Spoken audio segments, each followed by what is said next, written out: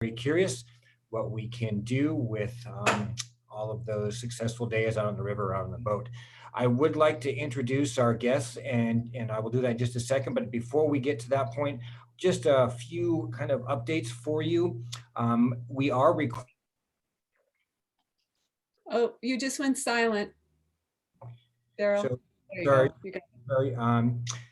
Sometimes technology thinks it knows better, and I'll go ahead and do the best I can to make it cooperate. So anyway, we are recording this presentation. So if any of you would like to revisit the recording of this and hear it again, it's on the AARP Alaska YouTube channel. Also, if you have something that you would like to add into the chat feature on this during this presentation, the chat function, for those of you who may be unfamiliar with it, looks like a little sound cloud, if you will. You'll usually find it at the bottom of your screen or maybe the side of the top. You can click on the chat, and when you write your message or type your message into chat, you can click enter, and the co-host will be able to see your chat and answer your question. Also, there is a reaction button that allows you to give a thumbs up or a smile face or something. If you'd like to, you can look for the reactions button. That's also going to be either on the bottom or side of your screen. And that allows you to give some real-time feedback to the presenter as well during the presentation. Always great to have that feedback. And with that, it is about time for me to hand over this presentation to Julie Cassio. Julie has a very extensive title. I'm going to do my best to get it right, Julie, and I can't imagine that your business card has any white space on it, but Julie is the Home Health and Family Development Manusquisition Copper River District Cooperative Extension Service representative with the University of Alaska Fairbanks. So Julie, hopefully I got that right. And with that, I would like to hand the presentation over to you. Hi, and thanks for the introduction. Yes, so I work for the Cooperative Extension Service here in Alaska, and I'm in the Mat-Su Valley. And of course, today's topic is preserving fish by canning it in jars. And that is our focus for today. And if you've gotten fish, I'm really pleased. I'm just excited that you did, because my husband went fishing about a month ago down in Chitna, and he got one fish. Others got many more than my poor husband with his dip netting, but he had fun.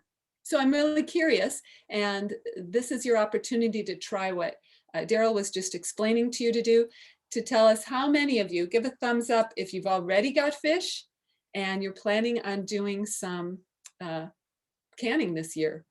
And keep in mind, we were talking today about canning in jars. Oh, I see some. Yeah, you can do it if you can see your picture too. Just give us your own thumbs up.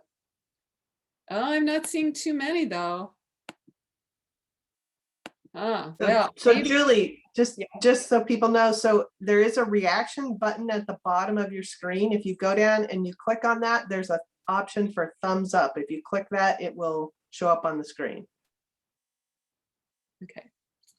Well, that's what we're going through today. So keep in mind that canning is a safe method for food preservation, but it has to be done properly. And that's what we're going to go through.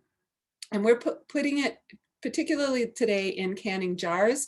Canning cans is another. If you're interested in that, give me a call, send me an email, and I'll be glad to go through those with you. I'm also later on going to tell where our publications can be found. But the main cue here is that it needs to be heated to the best temperature to destroy any microorganisms that could be a health hazard that could cause the food to spoil. And heat also is really important because it inactivates the enzymes that can cause the spoilage. Even with fish, we have to worry about something like that. So during the processing, what occurs is that the air is driven out. So let me bring a container up here. So even though you have a lid on, you have it tight to hold the second piece in place, but not so tight because the air inside of that jar pushes the heat pushes the air out from inside of the jar. And that's important. And then it also pulls the lid down so that it creates a vacuum and keeps it in place, keeps it sterile, so to speak. That vacuum seal prevents the air and the microorganisms from getting back into the product so that it cannot be recontaminated. So we want to make sure that all pathogens spoilage bacteria for sure with fish, any molds, yeast that might be in there, all those have to be killed. So the acidity level of the food is also important because that helps us determine which method for food preservation is needed. And we'll go into all of these things as we get along, or go through this. But we want to start with catching fish. Maybe you've used or know people who've used a fish wheel, a dip net, fishing pole. Maybe they were on a boat or they were on the shoreline and catching the fish. Whatever way it was, it tends to be a little cold. And you can, especially if you're stepping in the water, because it's an icy cold stream. And there's usually, we live in Alaska, my area of Alaska for sure, very cold wind blowing. And it sometimes seems ridiculous to ice your catch, but you really do. Once that fish is caught or brought in, you need to make sure that it's kept cold.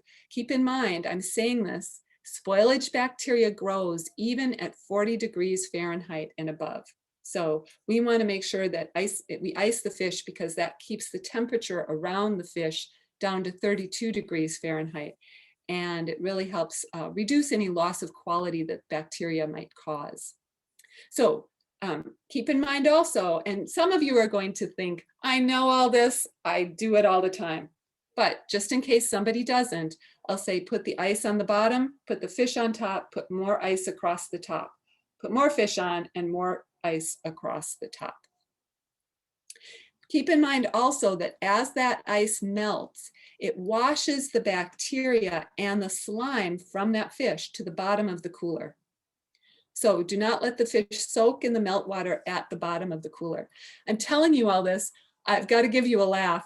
So we have this cooler that we sit out front of by our back door at our house. And in the winter, just before Christmas, we make all kinds of cookies and we keep them in this particular cooler.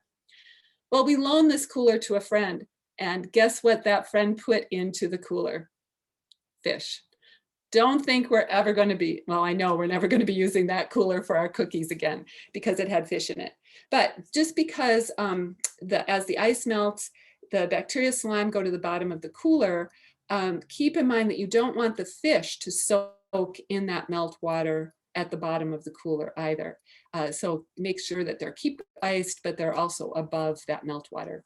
And remember, you can keep the fish that way. Sometimes when you're out, for example, my husband goes to Chitna, or maybe he goes to Kenai from where I live in the Mat-Su, and he's staying with a friend, or they're going to fish again, and they come back 2 days later. You can keep them in that cooler with ice, and he has to replace the ice as they melt. And because that has little change in quality, I mean, not quantity.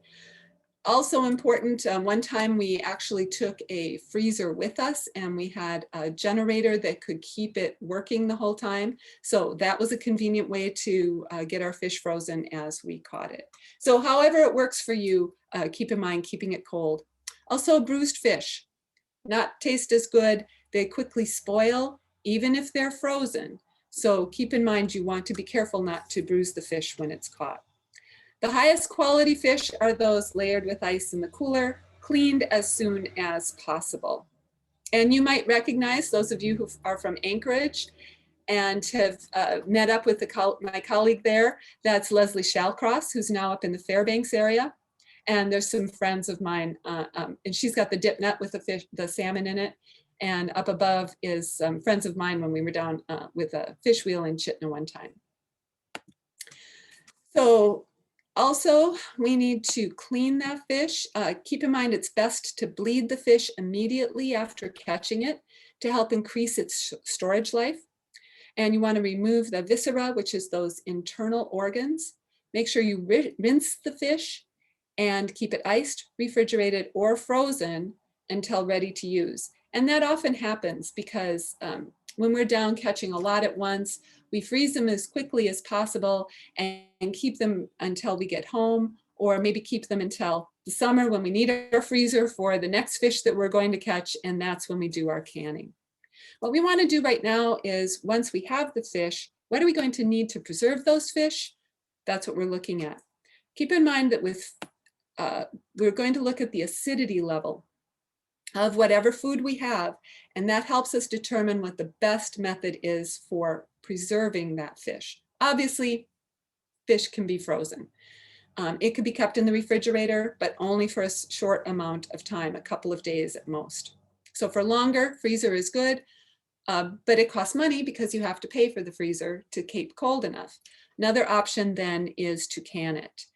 How do we know the canning process we need to use for fish? It's the pH level. So some of you may have studied it more recently, but I remember learning about pH in high school. And it's that measurement of acid level in the food from 0 to 14. So 0 being highly acid, 14 being highly alkaline, and 7 in the middle is where it's neutral. Well, fish comes in that category. They're considered a low acid food. That picture is kind of small, but there's a little picture of salmon in there, kind of next to the chicken, if you see it. And it's in that 6.1 to 6.9 category, particularly when rigor mortis sets in, which happens a few hours after the fish is caught. And it's important to know this acidity level because it means that we need to do pressure canning, because that's the only safe method for canning low acid food. That means we need to look for the equipment in order to do this. So when you're doing fish, you need to use a pressure cooker that is designed for canning. And I say that because maybe I have a pressure saucepan, which is about 4 to 6 quarts, depending upon which size you've gotten. My particular one has 2 small handles on. Some have a longer handle on them. They're great for cooking food. Go for it with that. But they're not the right size. They're not strong enough to handle the pressure that they go under for, especially when we're doing fish. But any kind of any kind of pressure canning we need to do on low acid foods. Some of the newer equipment, like the Instant Pot things, those electrical pressure cooker that is also, notice I said pressure cooker, maybe they do slow cooking, they can use for cooking rice or yogurt, making yogurt, something like that. Wonderful for cooking, for other kinds of food processes, but not designed for pressure canning. So we want to use a pressure canner. I'm showing you a couple of varieties that I know of. All-American, Miro, Presto are companies. Tefal has some that are good for pressure cooking and pressure canning. Just make sure that they're good ones. What we need to do with these is we're canning under pressure. That means we're raising the temperature higher than the boiling point of water can reach. So the pressure is what helps it get up to that 240 degrees Fahrenheit, which is necessary. And it's necessary to destroy the spores of the bacteria, particularly those that cause botulism. It destroys other spores, also important, but botulism is the most deadly type of food poisoning. And so it really helps prevent that, and it also prevents causing the bacteria to spoil the food that we're doing.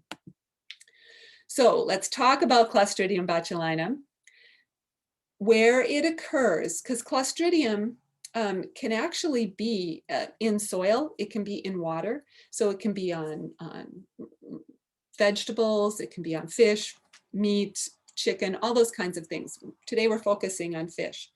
And it strives, so the cells themselves can be killed with boiling, actually a little bit lower heat than that actually.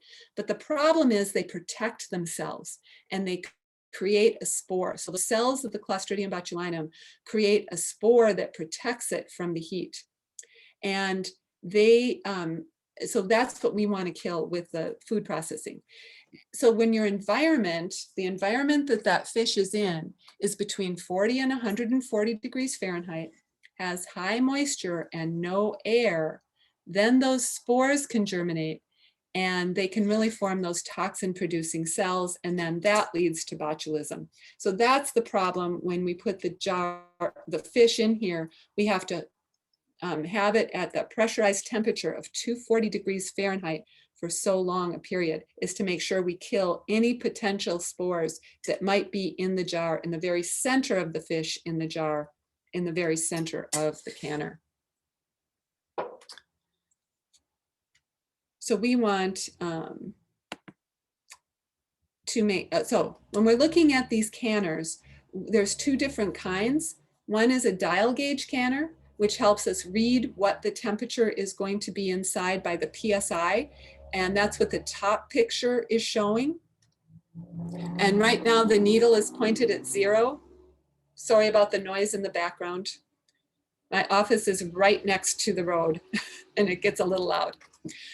And during the processing time under pressure, the dial gauge will go up and it shows you a PSI. So we're looking at 11 PSI as a minimum in the dial gauge, and we'll talk more about that in a little bit. Or you might be using a weighted gauge canner, and each different companies have different weighted gauges.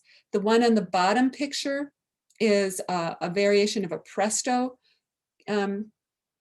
weighted gauge, and this one has 3 pieces, and right now we're seeing 2 of those, the middle part and the part which is a 5 PSI, another part that goes on it, that gives it a 10 PSI. I don't know if you can kind of picture it with my fingers showing it, and that's what it's showing, the 10 PSI, and sometimes you need a 15 PSI if you're at a higher elevation, and that's what you would get with 2 of those bars on it.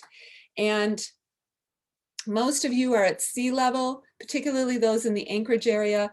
But if you go up, maybe you have a cabin that's on a mountain or a higher elevation above 1,000 feet, then there'll be changes. But there's another variation I wanted to show you.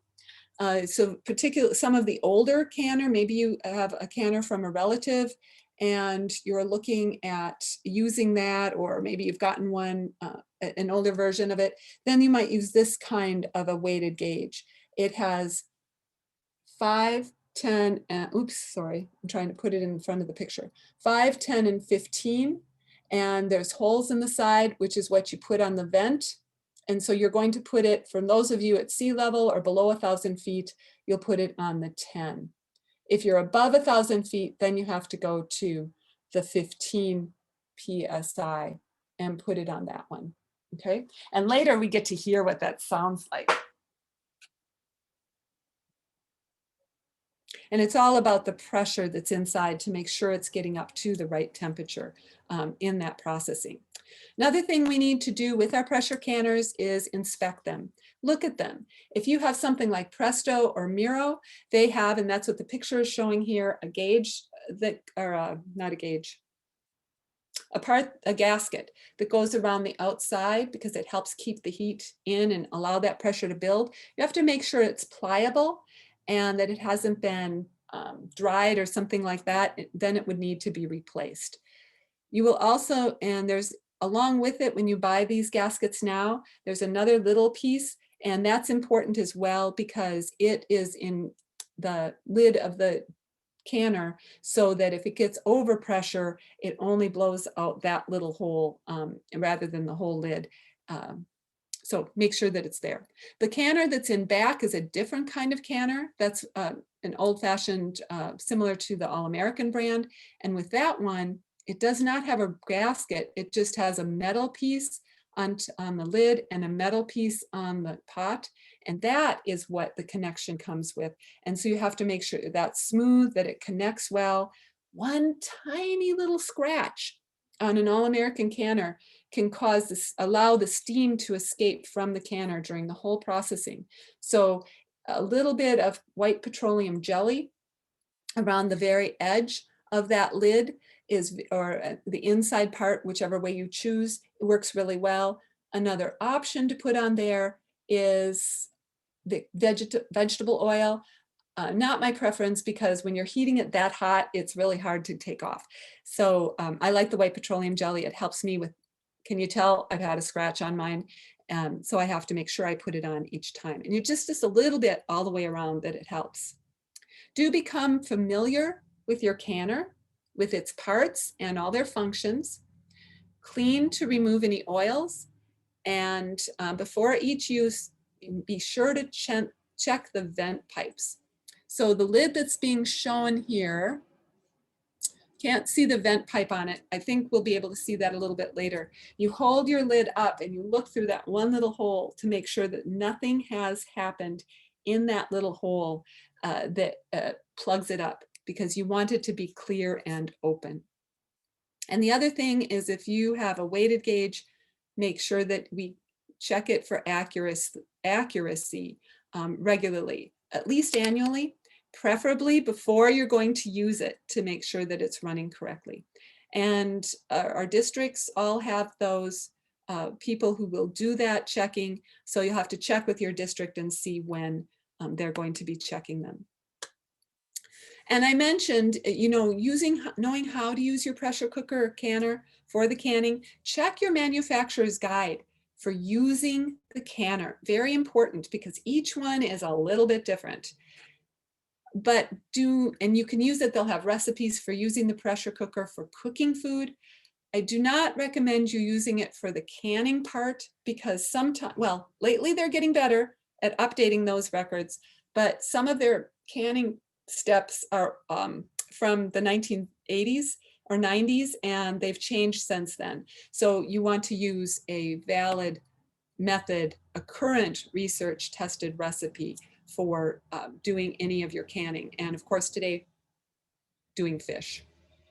So good resources for that are the USDA Complete Guide to Home Canning, which has been updated in 2015. You could also use the So Easy to Preserve publication on canning, which is University of Georgia extension. And that was redone in 2014.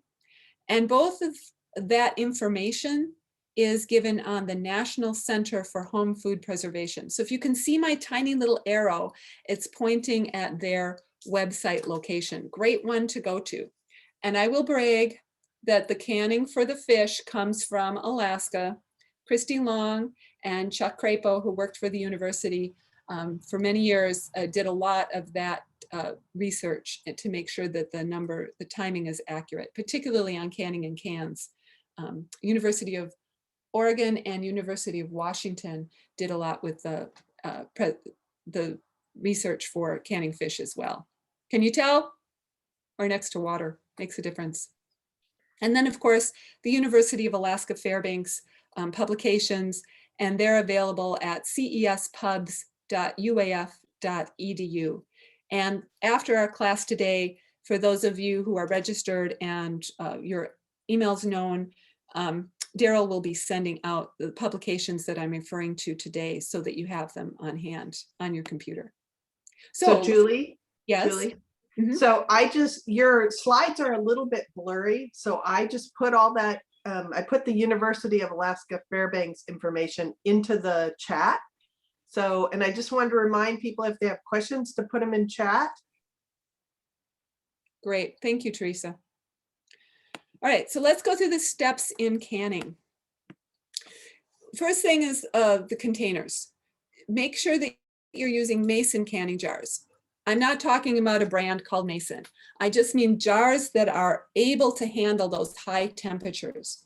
Also, you're using 2-piece lids and a ring.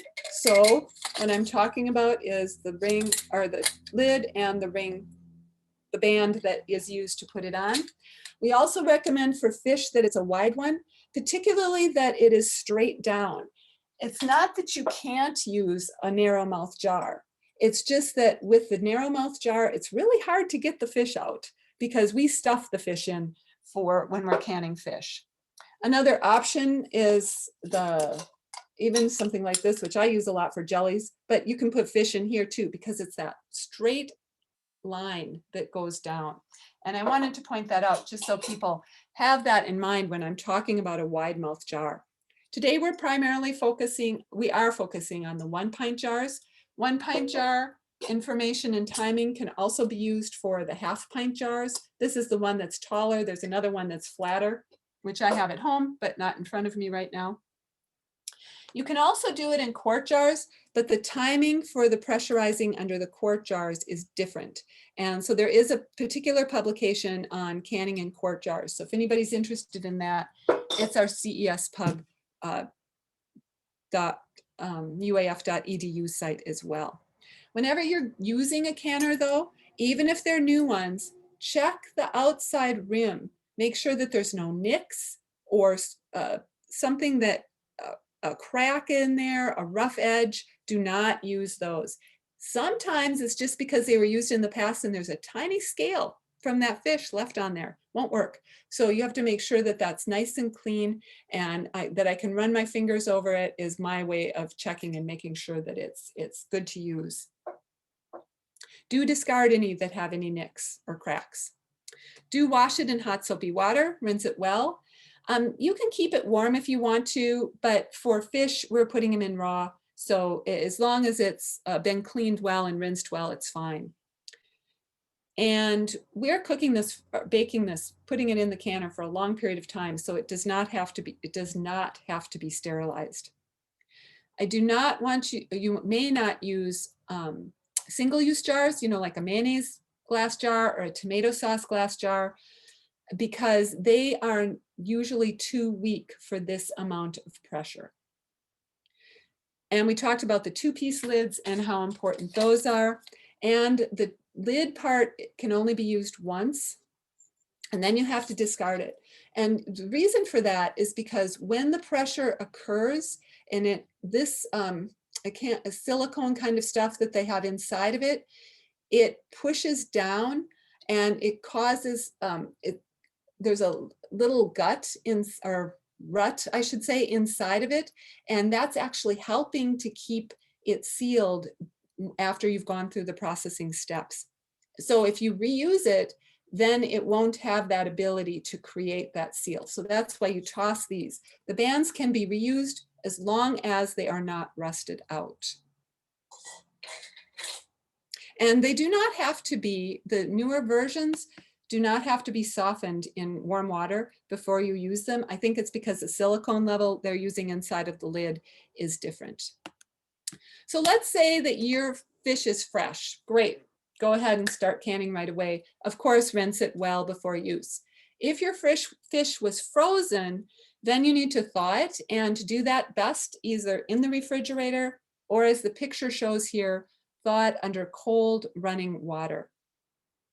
Rinse it well. Another way that you can rinse it is in cold water, of course, but a weak vinegar solution, about 2 tablespoons per quart of water. And the only reason to do that is to just help remove any slime. I use that sometimes. I don't notice any taste difference, but some people are very particular to tasting and they can taste the vinegar, so they choose not to do it. Doesn't matter. It's whatever your preference is for doing that. Do remove the scales. Not going to harm you to eat them. It will cause problems to have scales in time, during that processing. They can kind of get stuck on the edge sometimes, and they're hard to clean out, or even on the top, and they have to be made sure to come off before you put the lid on the top of the jar. Do remove any fins and viscera from the fish, not things we're going to eat. You can leave the skin on or take the skin off.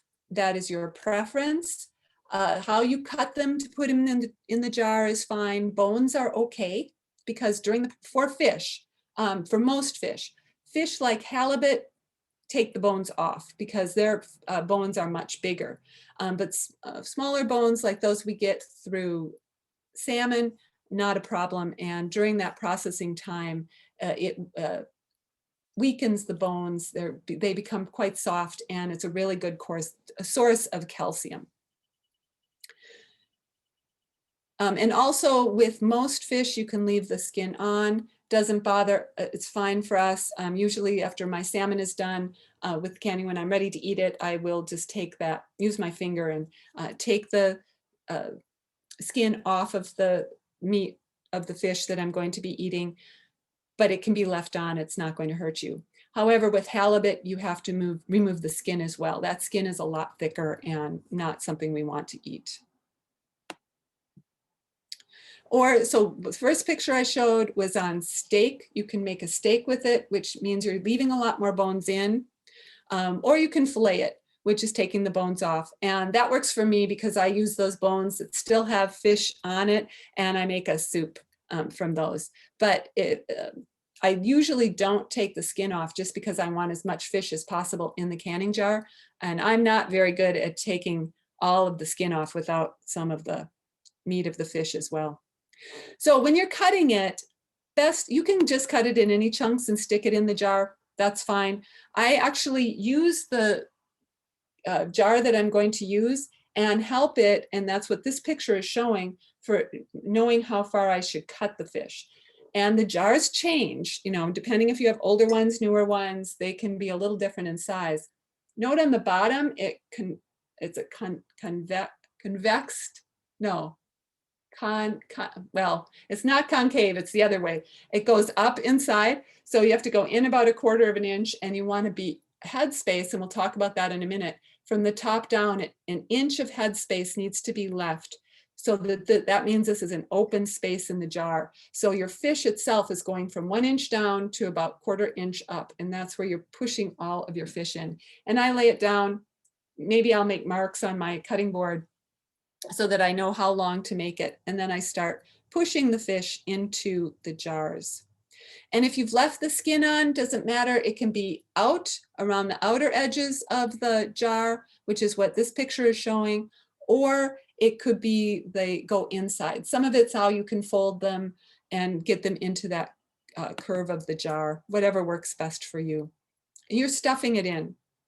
Raw fish, fill in tightly. The advantage of that is it creates the moisture. And the moisture is very helpful because it goes above the fish, and that helps protect it during the time when it's stored.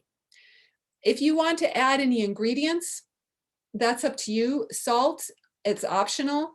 Usually it's a 1/2 teaspoon of salt per pint jar if you choose to do it.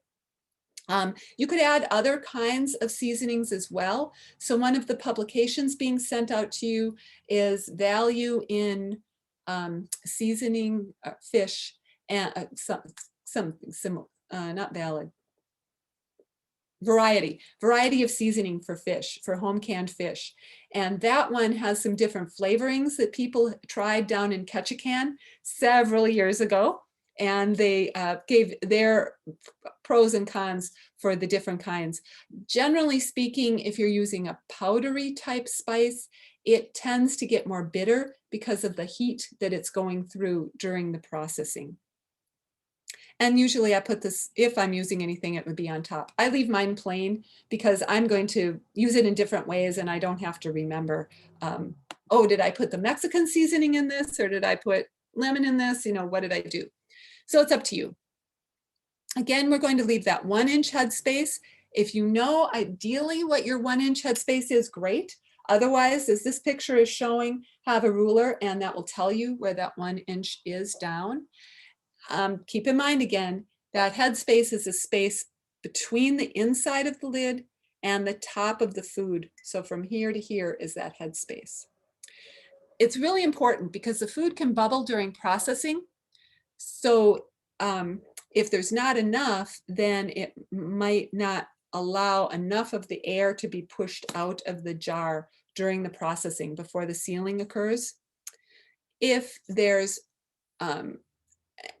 and also it could cause, but if it's too little going on, then the jar might not seal properly because during the processing time, it pushed out all of the liquid over the top. And with fish, there's oil that comes out and that can cause a problem in the sealing. So of the jar, of the lid to the jar. So you want to be careful and make sure that headspace is correct as possible. Again, 1 inch headspace for fish. Julie? Yes? A question. So let's say you got your fish in the jar. It's most of it is, 1 inch below the rim, but there's like one little piece sticking up. Does that make a difference?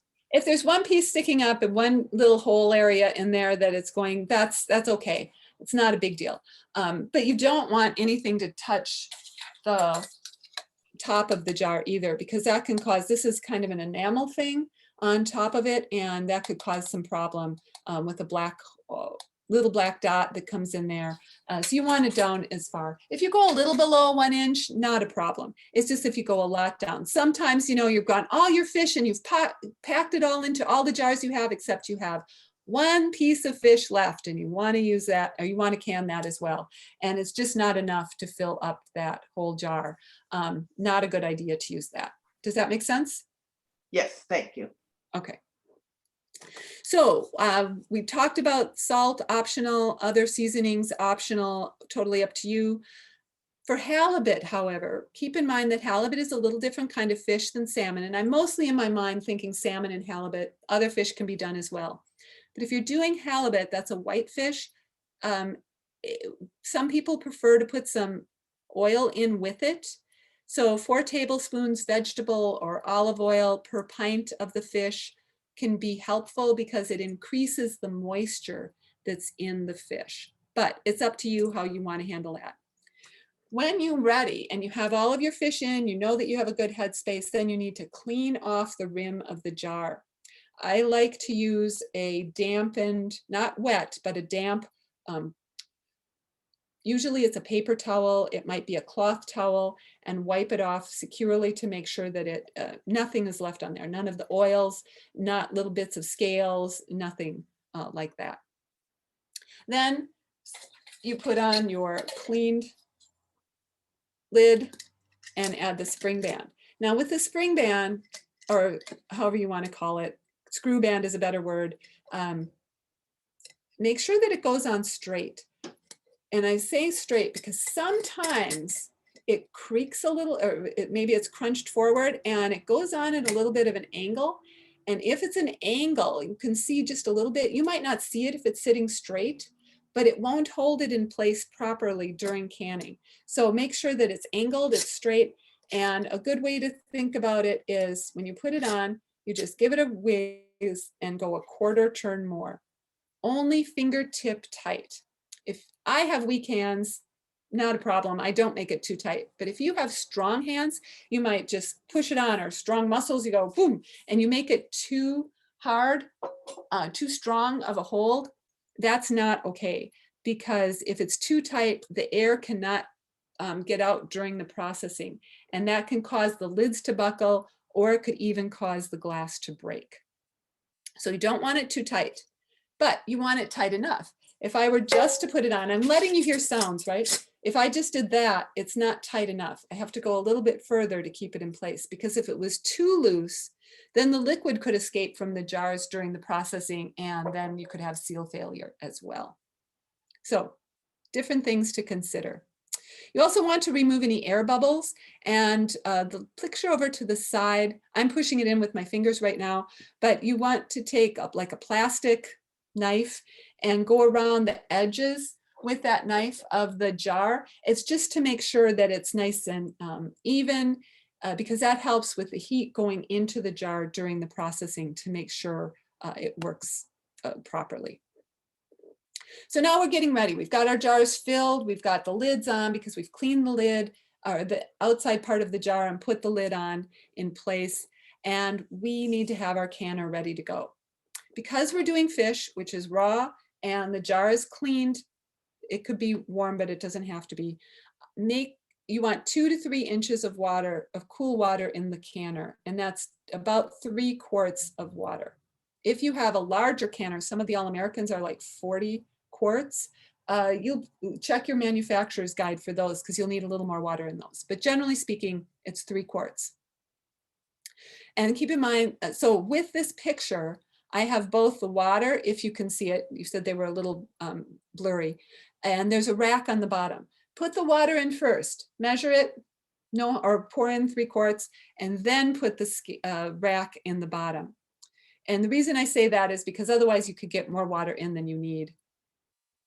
And we don't want extra amounts of water, because when we put the jars in, then the water is going to build up. This is not boiling water canning. Different story, different talking through how to do that. This is a pressure canner. We need enough water in there to create the steam under pressure that is going to get up to that 240 degrees Fahrenheit. So now that we have the water in and the rack in, we can place our filled jars on the rack in the canner. And then we need to put the lid on. You make sure that it's secure. The picture I'm showing is an all-American version. When you're doing it with the Miro or the Presto, then you put it on, find out where your arrows are, and pull it so that the handles match. So just different methods depending upon the version you have. Of course, you've checked the vent. We talked about that before to make sure it's clear. And you can see the vent, if you can see my arrow, the vent on this particular canner is about 1.5 inches tall, maybe 1/4 inch around, 3/8 of an inch around, something like that. Fasten your canner securely. Leave that vent open at first and make sure that your heat source, usually it's a stove, unless you're doing it outside, the propane version, whatever you're using to heat it, start that heating process on high. What we're looking for is steam to start coming out. And that steam coming out, which is what these pictures are showing, is really important because it means that it's venting out any holes, air holes that are inside of the canner. And you want that steady stream of steam to come out for a minute. So let's see if this picture works. And I'll give you the sounding. Sometimes you can see it pretty easily. Sometimes, depending upon what the location of your stove is or where you're heating this is, it's hard to hear or see, but you might be able to hear it. But you want it to be that steady stream of steam. At first, it'll just push out some little bubbles of water, and that's fine, but that's not, when it starts a steady stream of steam, that's when you start timing it for 10 minutes. That's exhaust processing. During that 10 minutes, you could turn your heat down a little bit. That's okay, as long as the steady stream of steam continues. I just love saying that, steady stream of steam. It's because you all need it in your heads, right? Yeah. At the end of that 10 minutes, that's when we want to close the vent. So to do that, which is the picture on the right is showing you, put your dead weight regulator on, or your weighted gauge, which is what the smaller picture toward the bottom is showing, and use a hot pad on to protect your hand as you put it on, because that steam is coming out. It's boiling inside of that canner, and that's what the steam is at as well. I'm showing, we've already talked about the different kinds of weighted gauges. So depending upon where you are, most of you, again, sea level or below 1,000 feet, it's that 10 pounds of pressure. So now we're going to heat that pressure. Make sure that you turn your heat source up to high if you turned it down during the exhaust. You've got everything on, the weighted gauge or the dead weight is on it, the regulator, and now you're waiting for that pressure to begin. One thing is the dial gauge. You're looking at the dial gauge, you're waiting for it to come up to 11 PSI, maybe different as whatever worked when your canner or gauge was checked to make sure it's accurate. But we'll go with 11 PSI, pounds per square inch, is what you're looking for. It usually takes 5 to 10 minutes for that to occur. If you're doing with a weighted gauge, then there's sound that comes out. So listen to the sound that comes when it gets up to that 11 PSI in an all-American canner.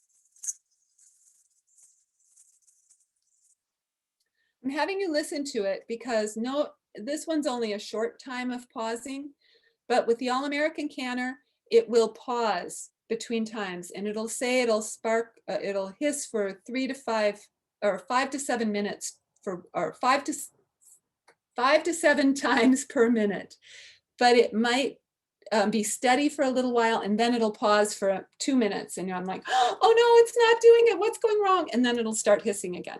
So you just have to read the manufacturer's guide, find out what they say, listen to it, practice before you actually do it with your fish, so that you become familiar with how it goes. Once it comes up to that, then you start your timer and you write down, as well as starting the timer, write down the clock time. So what time was it? And I say this because maybe we'll get a phone call and we'll miss the alarm that we sent on our telephone. Or maybe electricity will go out and whatever alarm we sent to tell us what time it finishes, it will go wrong. So it's always good to use a timer and write the time down. So if I were to start it right now, it would be 1:46 p.m. and I'm going to add 100 minutes. 100 minutes is 1 hour and 40 minutes. And that would be the time when it ends. So very important. And you need to adjust the temperature to make sure it's a steady pressure that's ongoing. This sound is for another kind of weighted gauge that this goes steadily at this sound the whole time, at this amount of sound the whole time.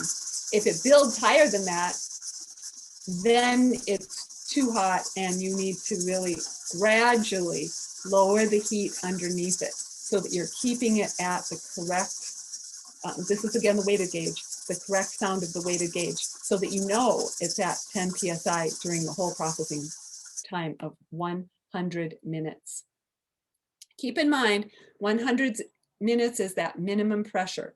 Minimum is 11 pounds on your dial gauge, 10 pounds on the weighted gauge. Again, to make sure that you're at that 240 degrees Fahrenheit. And this is for the 1 pint jars. Also the same thing for the 1/2 pint jars. This one or the one that's longer and narrower, more wide mouth. Either one of those work. Altitude adjustments, I mentioned that earlier. If you are above 1,000 feet and you're using the weighted gauge, then you have to go up to the 15 pounds of pressure. So again, if you're using this kind of a weighted gauge, it's this 15. If you're using the 3-piece weighted gauge, then it would be the 5, 10, and 15, all of those together on it. If you're using the dial gauge, then you have some options. You go with 0 to 2,000 feet at that 11 pounds pressure. That's what keeps it at the 240 degrees Fahrenheit. But if you're above that, like let's say 2001 to 4,000 feet, then you need to be, your minimum is at 12 pounds of pressure. So knowing the altitude that you are doing this canning at is very important.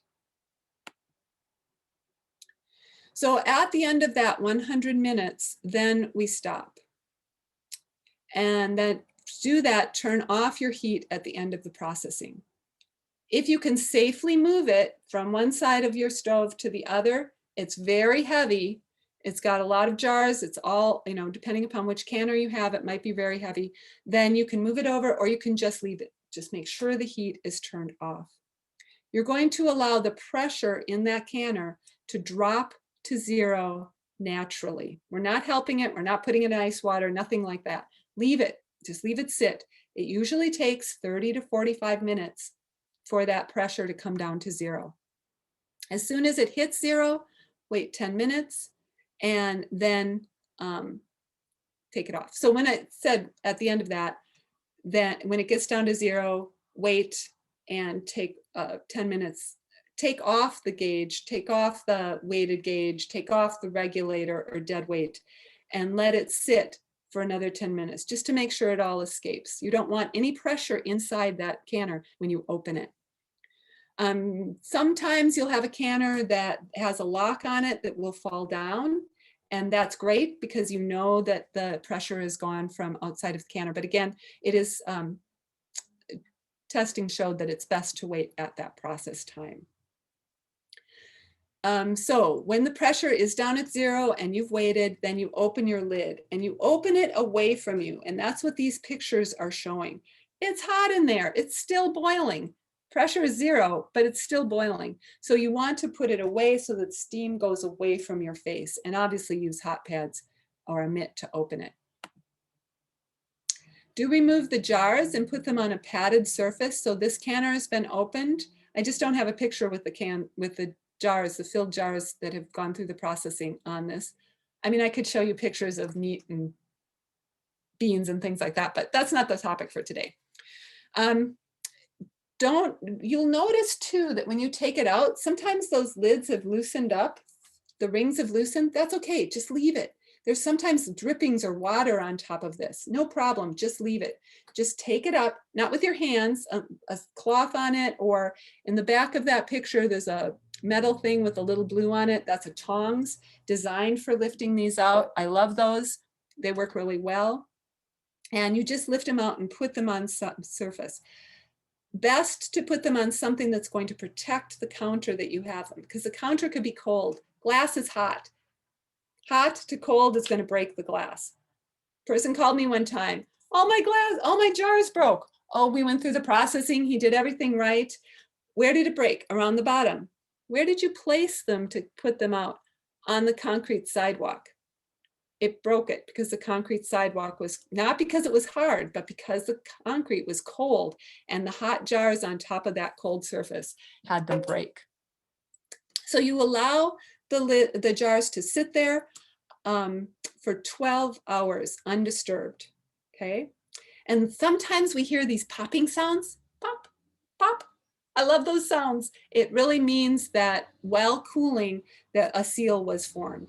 Sometimes we don't hear it. It might have happened during processing as well. So after those 12 hours, then check to make sure the seal occurred. This one, if you hear something like that, if you could push it down, you know that the sealing did not happen during the processing. And those, then you have to take the jars apart and make sure, I'm pushing this finger and the picture is showing, pushing them down. You can hear it. If that occurs, it's not okay. But that's what is going to occur naturally without it being touched. When you've done 12 hours, it's cooled down, you know before you move it at all that it's been sealed. Then remove the lid. So it'll stay on, you won't hear that. I'm just giving a poor example right now because I don't have a filled jar. Take the lid off. Wash your sealed jar and rinse it and then dry it. And now you're going to store it. Make sure it's labeled. Label it with the contents. You can put any added ingredients. Maybe you put jalapeno in this one or garlic in this one. You might want to, maybe you can see it, maybe you can't. You could put those on top, but make sure you put what it is and the processing date. And then store it in a cool, dry, dark environment. So between 50 and 70 degrees Fahrenheit is what I'm talking about with cool. It's very important because non-pathogenic thermophilic bacteria can grow if the jars are not stored properly. And you can store those jars for up to 1 year. What happens if they did not seal? Then, if they did not seal, you want to remove that lid. Take the lid off and check the jar sealing edges, because sometimes there was a tiny nick that was missed, or maybe some of the oil from that fish got in between the lid and the jar, and that was what caused the problem. If the jar is fine, you can just leave it and use it again. This one, no, this is fine. Oh no, this one actually has a little bit, I'm feeling it. I feel a little crack on the very outside edge. I would not use this jar. In fact, I will discard it because that wouldn't work. But in this processing, if you've gone through processing, it didn't seal, you checked it, you see a nick, anything like that, discard it. Take the fish out, put it into another container or another jar, go through the same process from beginning to end, and you can redo the fish. Fish is, I've done that before. Fish is fine. I like the softness that the fish becomes. But if that's a problem for you, you can put that fish in the freezer. You could set it in the refrigerator and eat it. Whatever works for you. You can give it to a friend and say, hey, enjoy this fish today, or make it into a dip or whatever you're going to do with it. But that one cannot be properly stored. Adjust the headspace to allow for expansion of frozen food. If you're going to put this in the jar, in the freezer, just make sure it's down a little lower. It needs to be at 1 1/4 or 1.5 inches of headspace for that. Okay, credible sources are as we've gone through. Maybe you can see it now. I know Teresa said that she sent out the information to you. Have any questions come up, Teresa?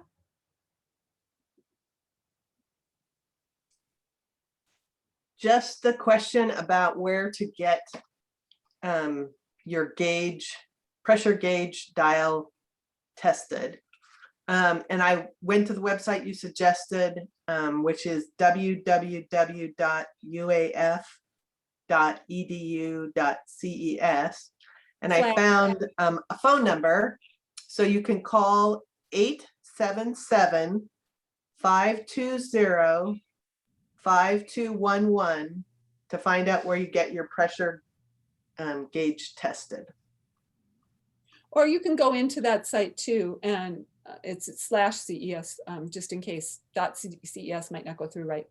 And there's a section, maybe you missed that, Teresa, on this. It's probably at the very bottom. You have to scroll all the way down, and it said districts, and it will give you the locations in what's considered to be your district. So that might help as well. And Julie, we have a question from Sandy. Sandy says, if you wait 12 hours before checking seal, isn't that too long to then safely eat the fish? No, actually, good question, Sandy, and that's come to my mind very much. But because it's so hot to begin with, it's just sitting out all of that time. They've done research on it and it's fine. So it's just that it needs to not be disturbed. If we put it in the refrigerator because we were worried, then it would happen too fast for that glass to get in. But it's true for if we do it in metal jars too, or metal cans, the same thing occurs. So it just takes a little longer. But it's okay for that 12 hours. And then after that, it can be eaten. But if you're sitting it out longer than that, not so good. All right, thanks so much, Julie. I know we're getting near the end of our time with you today, and I do want to be respectful of everyone's time here. Before we send everyone out, I know everyone's charged up, wants to go fishing now and put this process into motion. I would like to take just a couple of minutes, and we have a few poll questions that we'd like to ask. So if everyone could just stay with us for just a minute, it's just 4 questions.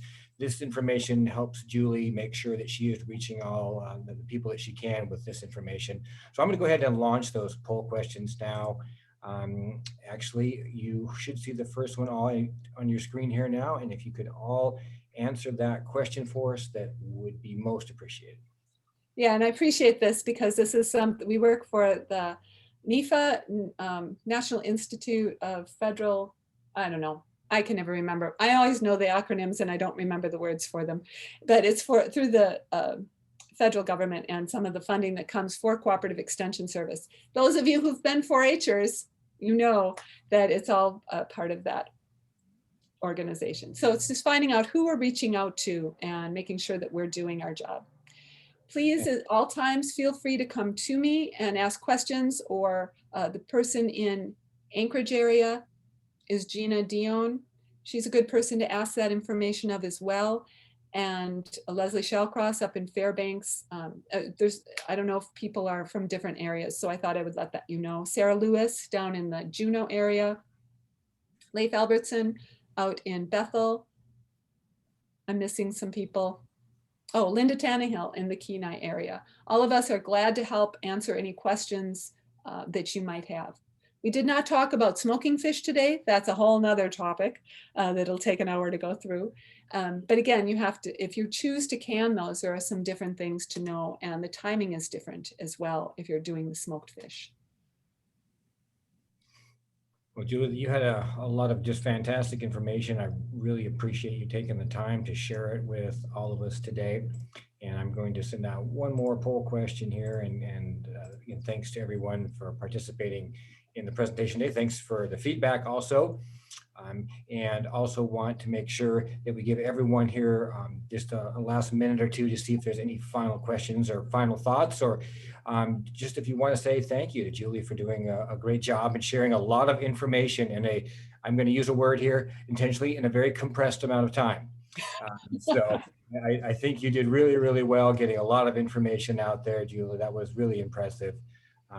So thank you for that. And I want to make sure that everyone gets a chance to ask one final question before we wrap up for the day. And while you're doing that, I'll say, we're looking forward to when we actually get to do the classes in person. And but it takes 4 hours to do the class of the fish because you're going through canning it from the beginning to the end. Not bad, just takes time.